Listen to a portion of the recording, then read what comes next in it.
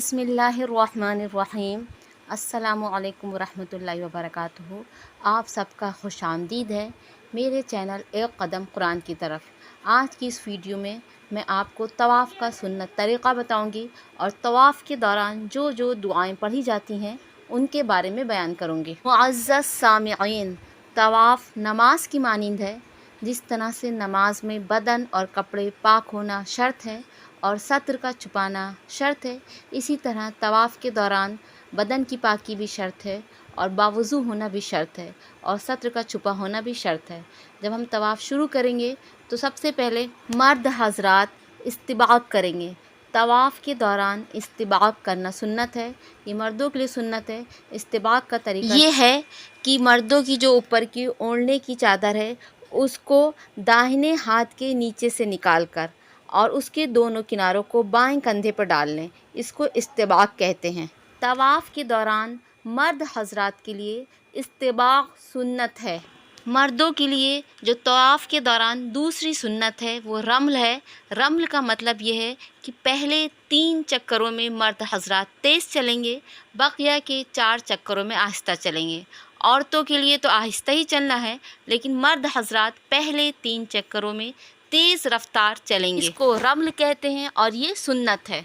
तवाफ़ के दौरान अगर बहुत ज़रूरत हो तो बात कर सकते हैं। तवाफ़ के दौरान बात करना जायज़ है, लेकिन फ़ुज़ूल और लयानी बातों से परहेज़ करें और गालिम गलौज से भी परहेज़ करें। तवाफ़ के दौरान ज़िक्र इलाही करना चाहिए। यहाँ पर एक मसला और ज़िक्र कर दूँ, अगर तवाफ़ के दौरान वज़ू टूट जाए तब क्या करेंगे। अगर तवाफ़ के दौरान वज़ू टूट जाए तो तवाफ़ के अगर 2 चक्कर पूरे हो चुके हैं तो वज़ू करके आएँ और फिर उसके बाद 2 के बाद तीसरे चक्कर से तवाफ़ शुरू कर देंगे। जब तवाफ़ शुरू करेंगे तो नियत करेंगे और हजर अस्वद से तवाफ़ शुरू करेंगे। पहले हजर अस्वद का बोसा लेंगे।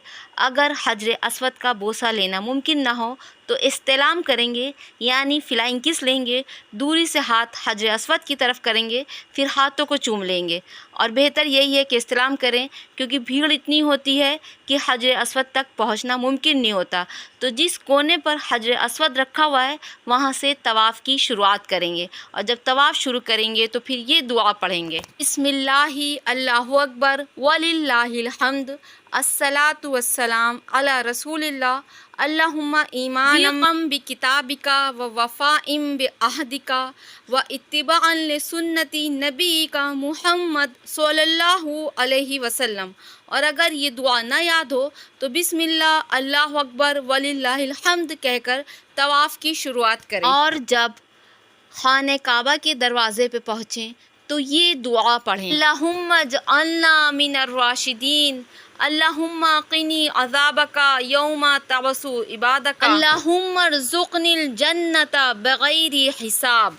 और आगे अपना चक्कर पूरा करते हुए जब रुकने इराक़ी पे पहुँचें तो ये दुआ पढ़ें, अल्लाहुम्मा इन्नी अऊज़ु बिका मिनश शक्की व शिरकी व शिक़ाक़ी व निफ़ाक़ी व सूइल अख़लाक़ी व सूइल मंज़री वल मुनक़लबी फ़िल माली वल अहली वल वलद। और जब अपना चक्कर पूरा करते हुए आगे बढ़ें और परनाले के नीचे पहुँचें तो ये दुआ पढ़ें, अल्लाहुम्मा अज़िल्लनी तहता अर्शिका यौमा ला ज़िल्ला इल्ला ज़िल्ला अर्शिका, अल्लाहुम्मा अस्क़ीनी बिकासी मुहम्मद सल्लल्लाहु अलैहि वसल्लम। फिर जब रुकने शामी पर पहुँचें तो ये दुआ पढ़ें, अल्लाहुम्मा जअलहु हज्जम मबरूरा व सायम मशकूरा व ज़म्बम मग़फ़ूरा व अमलन सालिहम मक़बूला व तिजारतन लन तबूर, या आलिमा मा फ़िस सुदूर अख़रिजनी या अल्लाहु मिनज़्ज़ुलुमाति इलन नूर।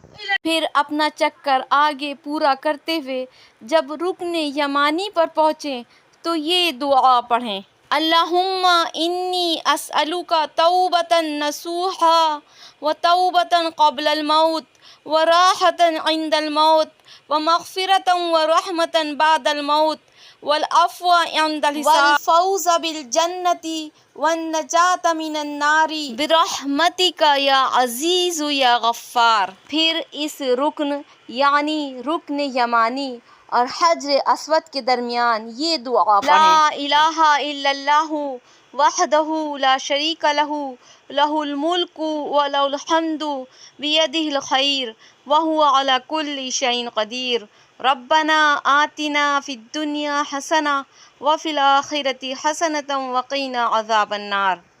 ان تمام دعاؤں کو پڑھتے ہوئے ایک چکر پورا کریں۔ اس طرح سے آپ دعا پڑھتے رہیں گے تو آپ کے طواف میں زیادہ سے زیادہ دعائیں قبول ہوں گی اور آپ کو دنیا آخرت کی خیر ملے گی۔ اگر کسی حاجی کو دعائیں یاد ہونے میں زحمت ہو رہی ہو تو طواف کے دوران کلمہ لا الہ الا اللہ اور ربنا آتنا فی الدنیا حسنہ والی دعا پڑھتا رہے، اور جس کو یاد ہو سکے وہ یہ ساری دعائیں پڑھے، کیونکہ یہ مسنون دعائیں ہیں، طواف کے دوران دعائیں قبول ہوتی ہیں۔ اس لیے ان دعاؤں کے ذریعے اللہ سبحانہ وتعالیٰ سے دنیا آخرت کی خیر مانگ لے۔ اس طرح سے ایک چکر پورا ہوا، اسی طرح سے 7 چکر پورے کرنا ہے۔ پہلا چکر حجر اسود کو بوسہ دینے سے شروع کرنا ہے اور حجر اسود پہ ختم کرنا ہے۔ 8 دفعہ بوسہ دے گا اور 7 چکر لگائے گا۔ حجر اسود سے شروع کرے گا اور حجر اسود کے بوسہ یا استلام پر ہی ختم کرے گا۔ طواف مکمل کرنے کے بعد مقام ابراہیم کے پیچھے 2 رکعت نماز پڑھے گا، اور اگر مقام ابراہیم کے پاس جگہ نہ ملے تو مسجد حرام میں کہیں بھی 2 رکعت نماز پڑھ لے، اس کی نماز ادا ہو جائے گی۔ یہ نماز پڑھنا فرض ہے۔ نماز میں سورہ فاتحہ کے بعد پہلی رکعت میں قل یا ایھا الکافرون کی تلاوت کرے اور دوسری رکعت میں قل هو اللہ احد کی تلاوت کرے۔ اب حاجی کا طواف پورا ہوا، اس کی نماز بھی پوری ہوئی، اس کے بعد چاہے زمزم پہ جا کر زمزم کا پانی پیے گا اور زمزم کے پانی پینے کی دعا پڑھے گا۔ اس کے بعد سعی کرے گا۔ سعی کا طریقہ میں اگلی ویڈیو میں بتاؤں گی، اس کے ساتھ سعی کی دعاؤں کا بھی تذکرہ کروں گی انشاءاللہ تعالی۔ وما علینا الا البلاغ۔ والسلام علیکم ورحمۃ اللہ وبرکاتہ۔